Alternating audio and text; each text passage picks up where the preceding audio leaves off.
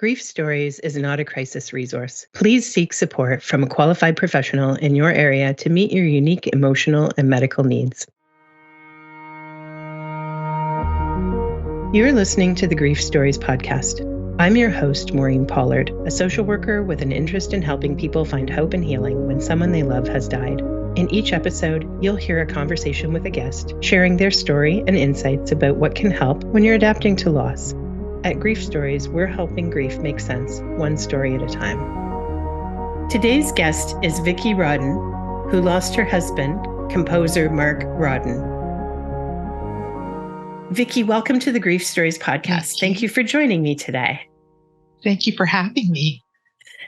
At Grief Stories, we believe in sharing stories of grief and in the real challenges that people face, the ways that they have found hope and healing. And so today you're going to share your story with us of losing your husband and the ways that you have moved through your grief and found a little bit of hope and healing. So I'm going to invite you to tell us the story of your husband, Mark. Thank you. Mark and I were married for a very long time, and Mark was one of those people that he could do everything. He belonged to Mensa. He was a composer. He amateur UFC, black belt. You name it, he would do it. And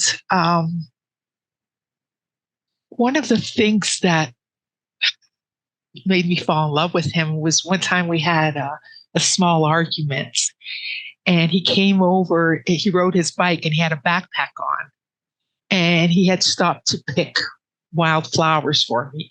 And then when he took the wildflowers out of the backpack, they were broken and the stem was broken. And it was just funny and very sweet. And that he took the time to do that touched my heart. And then he said to me, I need you to come with me. I want us to put the argument aside and come with me.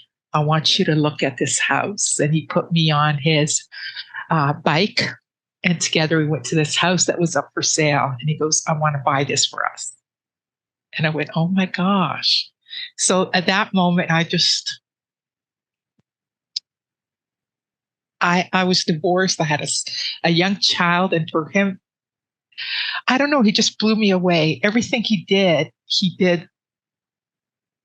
for me. Our whole life together was he wanted to make sure I was happy.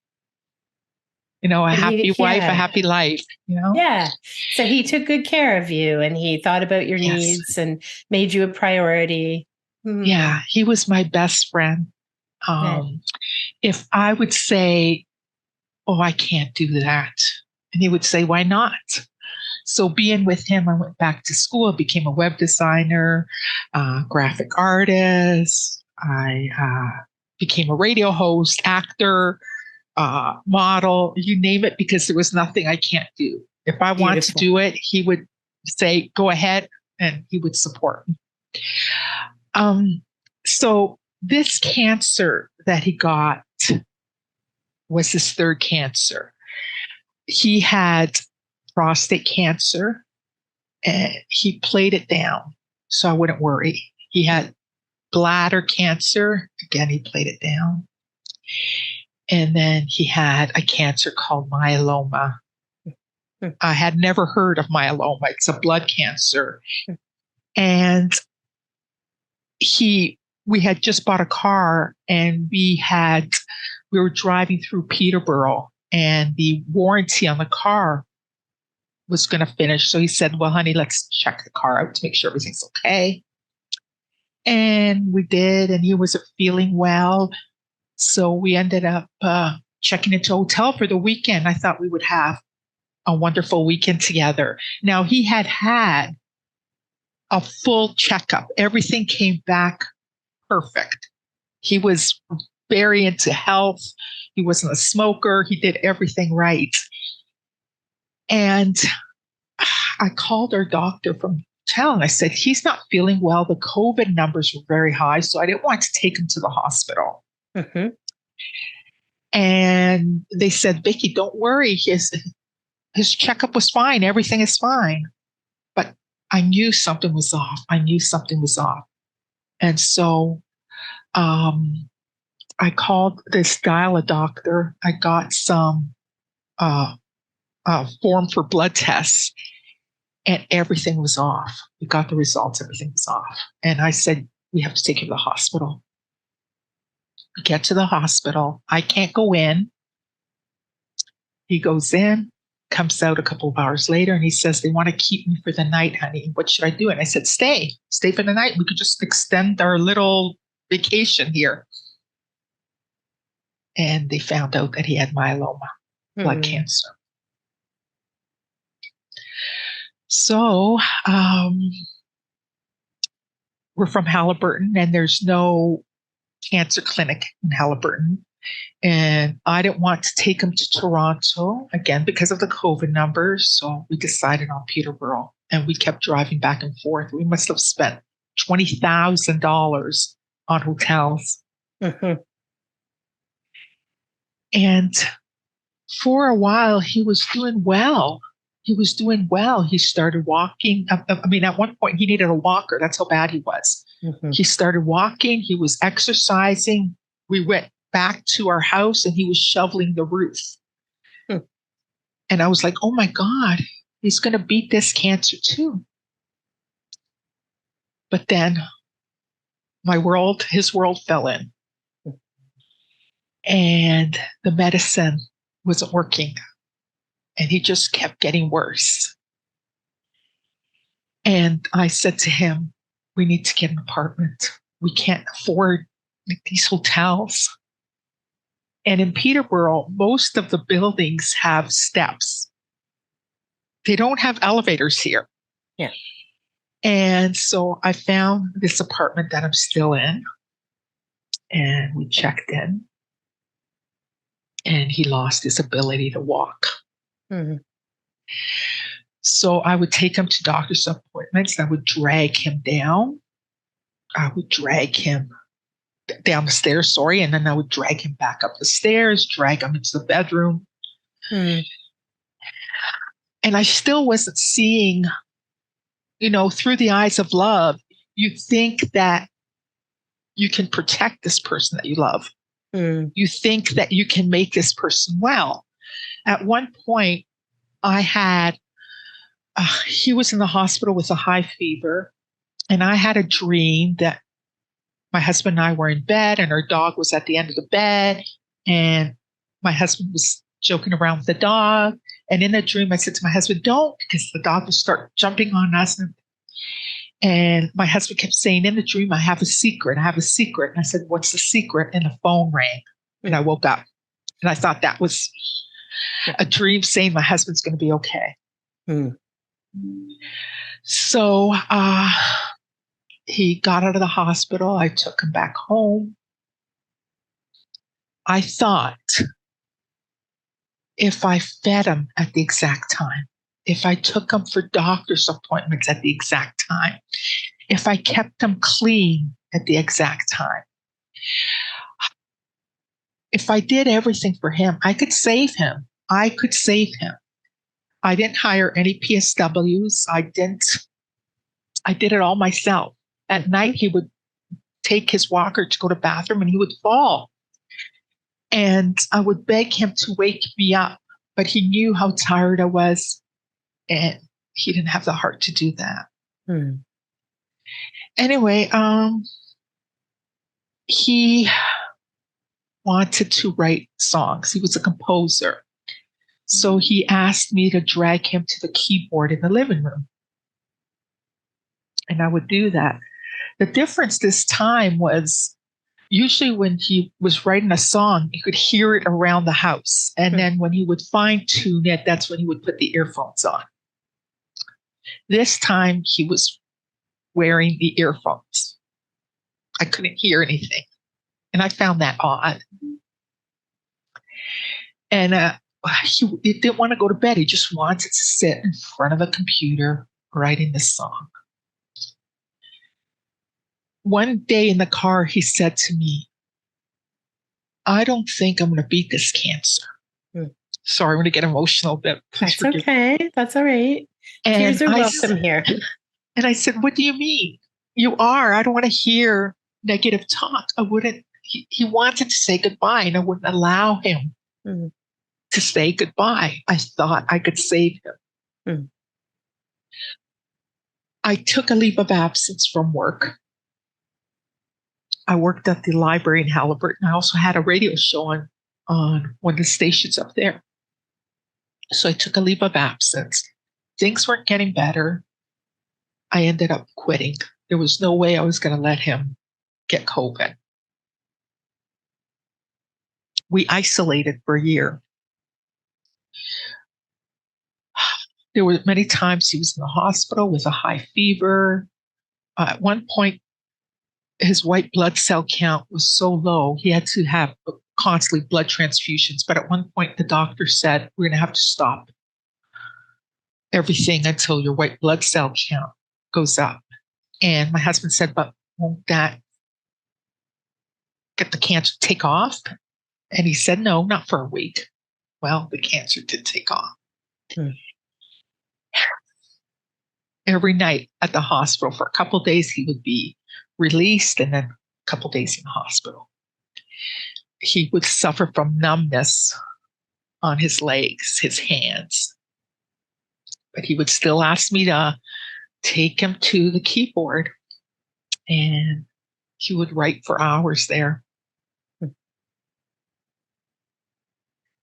Anyway, he's in the hospital, and this is before he died. And I stopped eating when he stopped eating. I lost 30 pounds.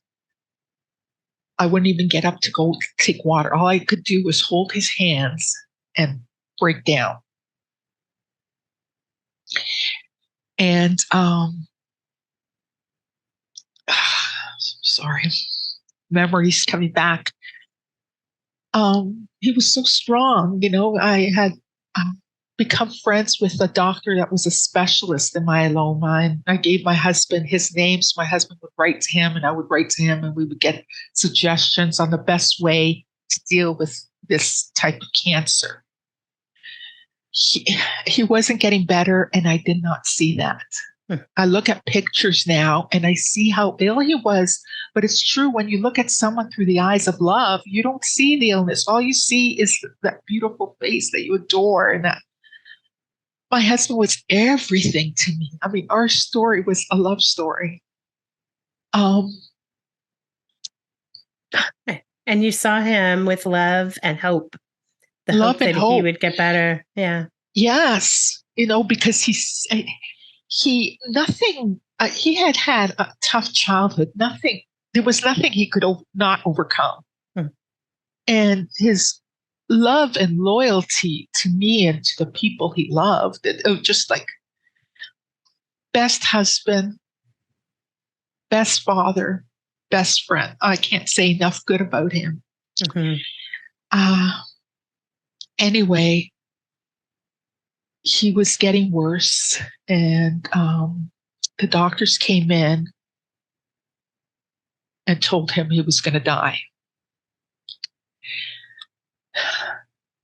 And then other doctors came in and told him he was going to die. And it was nurses came. And I would say, please stop. Please just leave us alone. I could not control the narrative.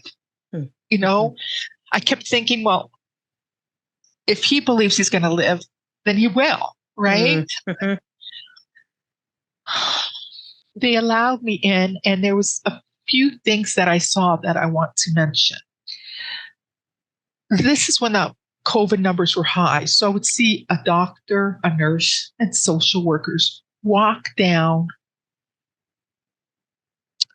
the aisle and tell people that were alone, elderly people, that they're going to die sick. And there was no one there to comfort them. In my husband's room, there's a guy that had cancer, stomach cancer, and he was skin and bones. And the doctors came in to tell him that he was being transferred to hospice. And then they left. And the man started wailing. And my husband said, check on him. So I pulled the curtain and I said, are you okay? Can I hug you? And he said, a hug. He cried on my shoulders. My shirt was wet. Mm. And then he opens his wallet and he takes hundreds of bills out. It must have been around $2,000. And he said, here, I don't need any more. And I said, no, that's not what this was all about. Put it back in your wallet. Mm-hmm. And then I realized the next day his wife came in and didn't ask him how he's doing, just asked for money. You know, there's so many horror stories out there. So many horror stories. Well, people were very alone and left lonely very much that time. And all of the precautions people were taking to prevent the spread really left people isolated and so much more, in pain because of it. Very much. And then there was this group that, didn't believe in that vaccine or mask wearing. In my generation, even if I didn't have my husband, I would protect my parents, my siblings, my aunts and uncles. You have to do everything you can do to protect the ones you love. Mm-hmm. You owe them that. When you love them, they love you. You just have to do that. So they moved my husband to palliative care. And he was still trying to fight for his life. And the doctor asked him what scared him about death. And he said, leaving Vicky behind. Yeah. Yeah. So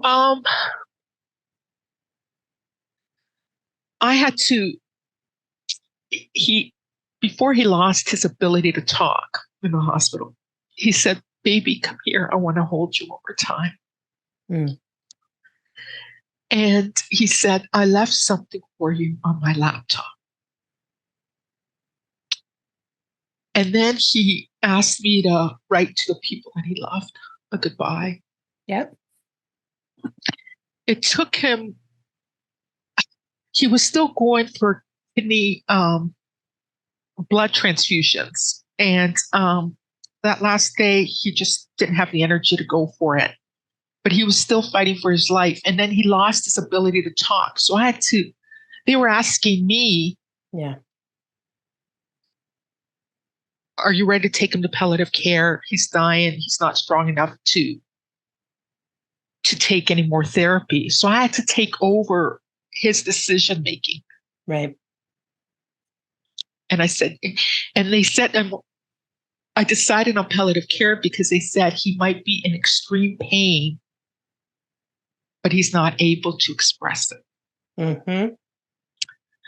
So they took him down to palliative care and started giving him shots for pain. And I didn't leave his side. I didn't go to the washroom. I didn't drink water. I didn't eat. I was alone because of COVID. My stepbrother-in-law came for 4 days and then left. My family was not as supportive as I hoped. They cared, but they didn't know how to be supportive. They didn't know what I needed. My friends did, which is funny. Your close friends that know you so well. Yeah. So I saw him die, and he died a half an hour before he was born, which is interesting. And I heard bells, church bells when he was dying. Wow. For a while, the doctor came in and said to me, you have to tell him it's okay to go. Mm-hmm. I said I did, but he still wanted to hold on. I played his favorite songs, told him what he meant to me.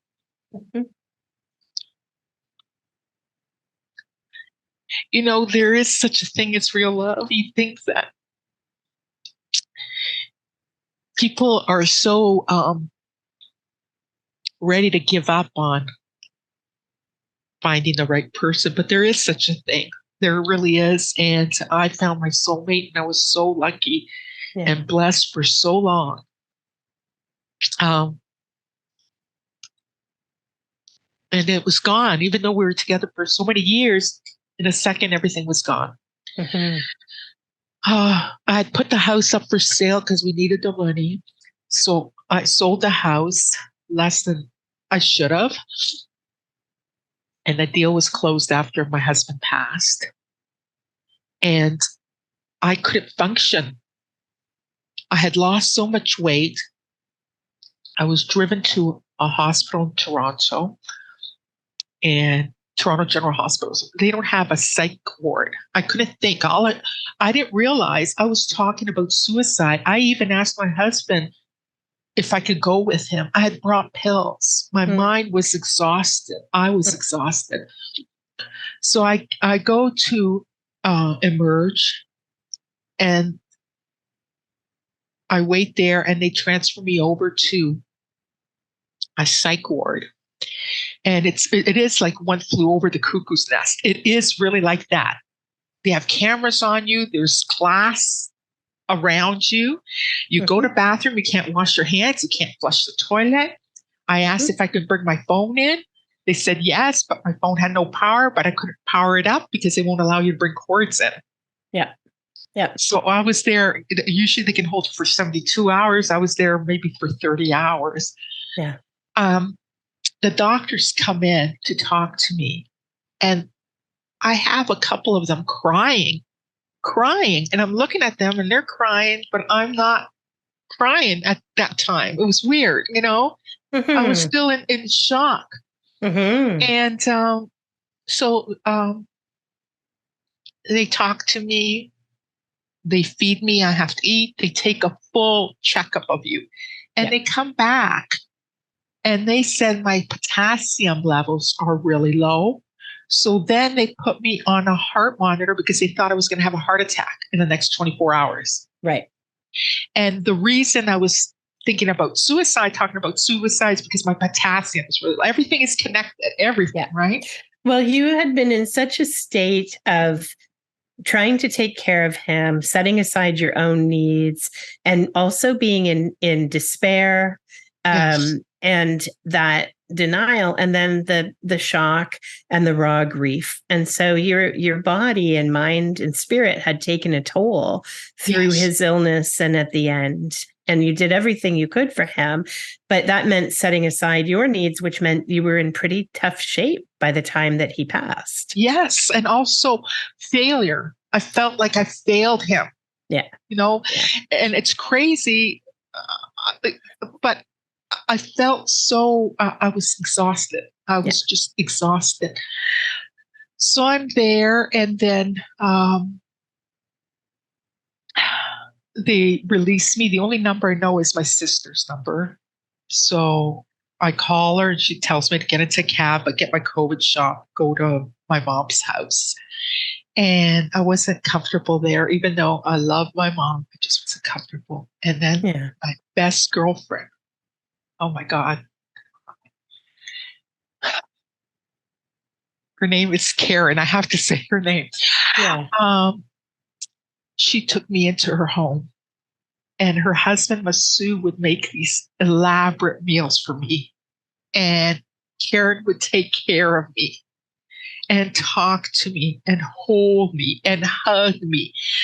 And those two people, I don't know how you thank people that have shown you nothing but kindness and love. They're my angels. Everyone has angels. They're my angels. Yeah. And then I get back to the apartment, and I finally open his laptop, and I hear the song. I hear the song with a note on it saying, "Don't let anyone hurt you. I love you." So, and I would play that song every night. And here's the other thing, you know, there's an app for singing if you like singing. And my husband had signed me up for that app, and I never used it. Never used it. After he died, I would use it because I felt close to him. Yes. And now I'm constantly singing. Every time I want to be close to him, I'll get on that app and use it. So I'm here alone, isolating. I don't have a good relationship with my family. And apparently that happens to a lot of people after a death in the family. Mm-hmm. And I get online, and then this woman who, I don't know if you know who Johnny Burke is. He's a country singer in Canada. His wife reaches out to me. He's died of cancer a couple years before my husband did. Her name is Teresa Burke. I have to mention her too. She becomes one of my closest friends. When I was in the dark with anxiety, panic attacks, she would be the one talking me through it. Mm-hmm. So these two women, oh my God, you have to depend on your friends and other people, my friends. Oh my God, I have the best friends. And we realized that we were at the same party years ago and hardly spoke to each other, and we remembered each other. And that's how she reached out to me. You know, the universe takes care of you. Yeah. And so those two women are my go-to women. Mm-hmm. As long as they're the ones that give me a helping hand. They don't judge. They just lift me up. You know? Well, and they understand a little bit about where you are, and they're able to meet you where you are. And that is such a big help when you don't have to explain yourself to be understood. Yeah, it is. And this, a lot of widows will understand this. So you've done the best you can do. You're a human being, and then the family issues come in. Mm-hmm. And you have relatives who say to you they can't handle it. But you're saying, but could I handle it? I couldn't handle it, but if I had left, the man I loved would have died alone. You know? So funny, we don't, in our society, we don't teach or listen or learn a lot about widowhood and death and illness. It makes us all very uncomfortable, and we don't know how to deal with it. Mm-hmm. So this is why I'm doing this podcast. If I can help one person, because you don't know hell until you've gone into widowhood. Mm-hmm. Seriously. Or if you have cancer, you don't know hell. You don't know how bad life can get. I lost everything. I lost my home. I lost my husband. I lost family members. I lost money. I was crawling. Mm-hmm. Yeah. And yet here you are. You've got friends who lift you up. You've got a home that you made in this apartment that you shared with Mark. You have wonderful memories of him. You have this beautiful song that he left you. Yes. The ability to sing and feel close to him. And so your darkest nights have led to this light in your life. Yes. And quickly, if I could just say also, there's a Facebook group called Widows and Widowers. Mm-hmm. That's another site that has helped me a lot, where you can go and write what you're feeling, and you will get supports from other members who are widows too. Yeah. So they say God doesn't give you more than you can handle, but you will be tested in life, you know, many times. Well, yeah, I think humans do get tested, and that, you know, we all walk through some sort of trials in this lifetime, and some of us walk through more fire than others. That's for sure too. Yes. You know, so this was quite a time of trial and tribulation and pain and heartache for you. And so talk to me about this song and what's happened with this song, because that's been part of your healing journey too. Oh my God. You know, funny how things happen. So my girlfriend Teresa kept saying, "You got to get out. You're not getting out a lot. You're staying home." Oh, no, I'm fine at home. And she goes, "There's a group that's performing. I want you to come with me." Now, before years ago, I used to go into dance contests. I used to dance, love dancing. Like, oh, I don't know. She finally convinced me. Now, I've been trying to sell this song and things have fallen through. So I was just like very depressed with the song. So I go to see this group and they're fantastic, 50s, 60s, and 70s music.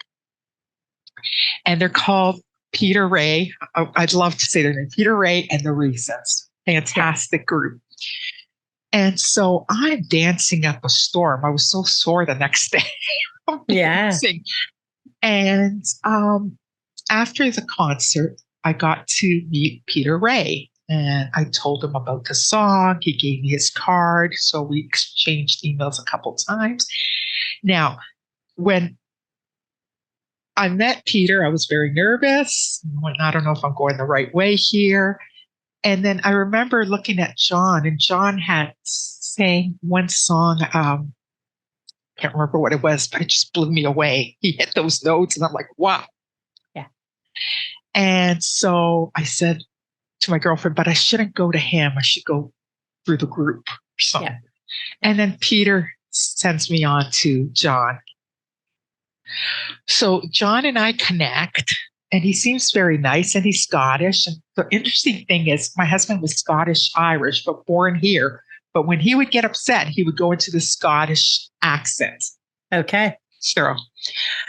So I sent him the song, and I'm thinking, okay, he'll record the song. I'm expecting a lot. I mean, we talked, but I didn't really know what he was going to do with the song. And I didn't really know what I wanted with the song. And so I thought, well, I'll send him memories of my husband and I. And so I started sending memories to him. And I didn't hear from him for a bit. And then I would hear from him and then disappear. And then one night he said, "Here's a rough cut of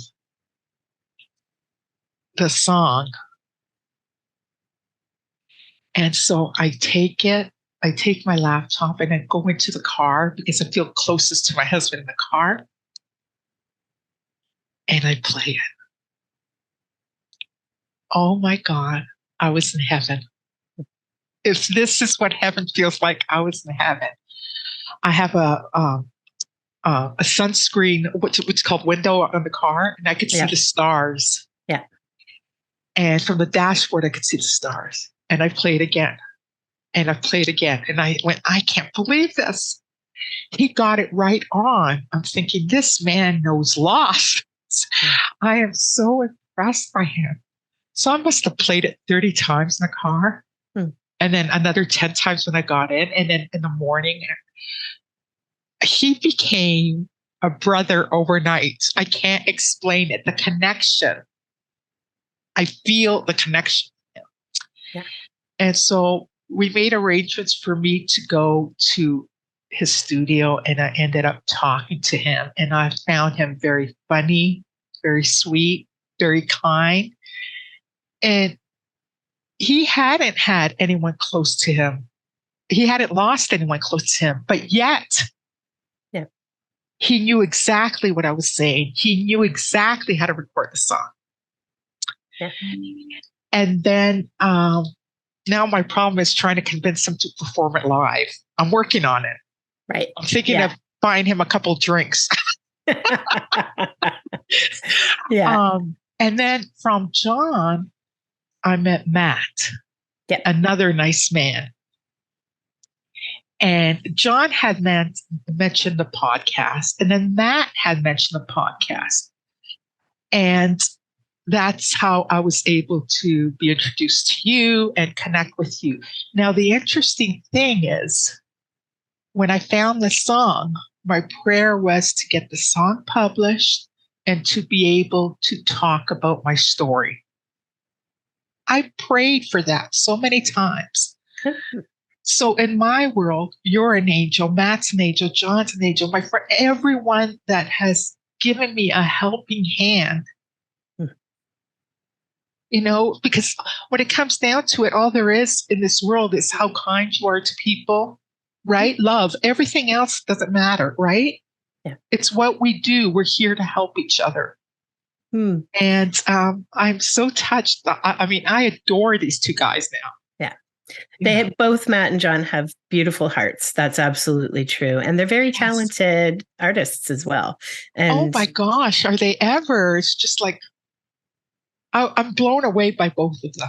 Yeah. And I'm so glad that they knew to connect you with me so that we could do this podcast and share the story, because it's a powerful story. And what we know at Grief Stories is that when you tell me this story and you share it with our audience this way, it feels good for you because you have this opportunity to tell this story and have it witnessed.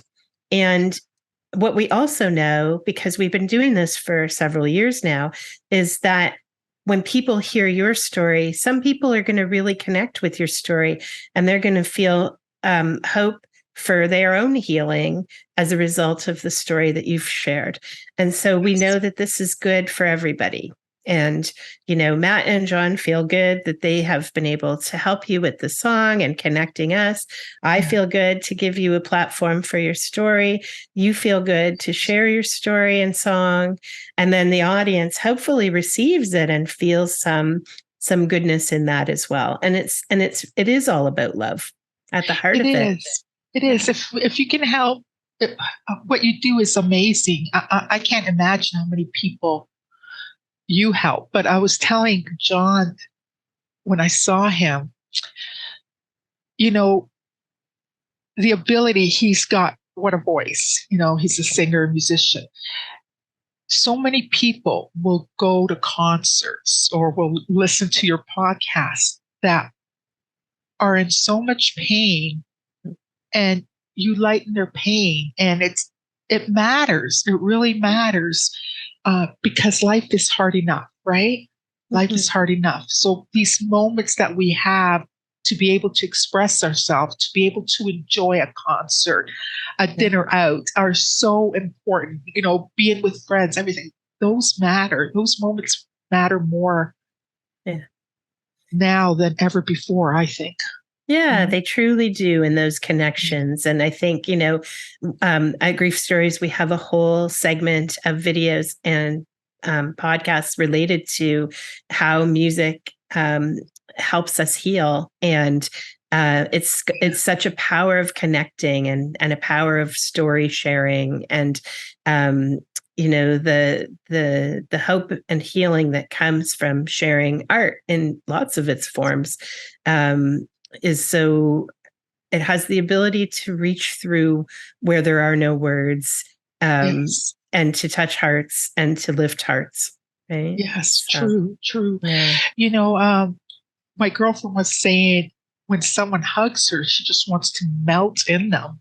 Yeah. And I realize that it's just someone cares enough to hug you. It's crazy. Things that didn't have a major effect before have an effect now. If someone calls me to see how I'm doing, or sends me a message, it means the world to me that someone is thinking of me. Yeah.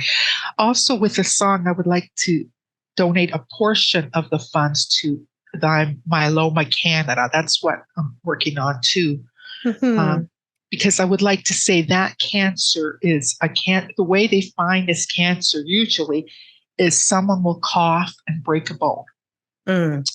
So this cancer causes holes in the bones. It fractures the bones. It's an awful cancer. So it's something that I would like to help with research. I don't want anyone to have to go through this kind of cancer. Yeah. And that's a powerful, motivator, and having the feeling that you have the possibility of doing something to help prevent someone else's suffering can be so powerful too. Right? Yes. And that taking that kind of action, fundraising, advocacy, those kinds of things also help us in our grief process, giving us something, a meaning and purpose with what we've lost. So yes.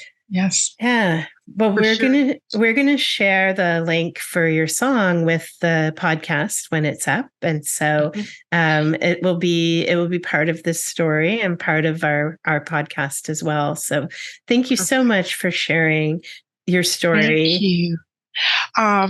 The song, hopefully by the time this podcast is up, I'll have the link. I'm working on the cover. But just quickly, you don't forget the people that you've lost, and you still feel the pain. Your heart is never the same, but you have to, your loved ones would want you to move on. And you have to remember that and reach out, reach out. If you don't have people around you, connect with a Facebook group, reach out and take care of yourself, because they wouldn't want something to happen to you.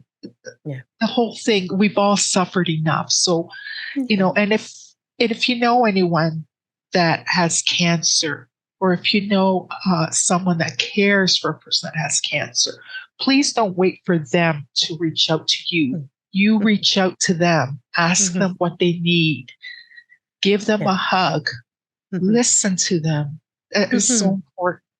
Offer to run errands or help with chores or any of those things. Anything. Yeah. Yes. Yeah. Yes. Yeah. The way that we show up for each other is really what this is all about. Yes, for sure. And Maureen, I want to thank you so much. You're in my heart. Seriously, thank you for reaching out. Thank you for having me on your program. You are an angel.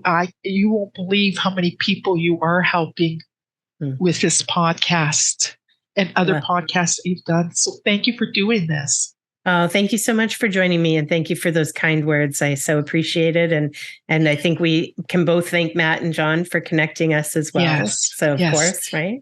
Yeah, so, John Sharkey, and what's Matt's last name again? Kowalik. Matt Kowalik. Yes. Yeah. Two angels. Yes. Yeah, they are. All right. Thank you so much, Vicky.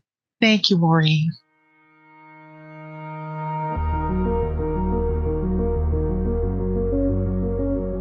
Thank you for listening to the Grief Stories podcast. I'm your host, Maureen Pollard. Please remember that grief is universal, but every person's experience of grief is unique.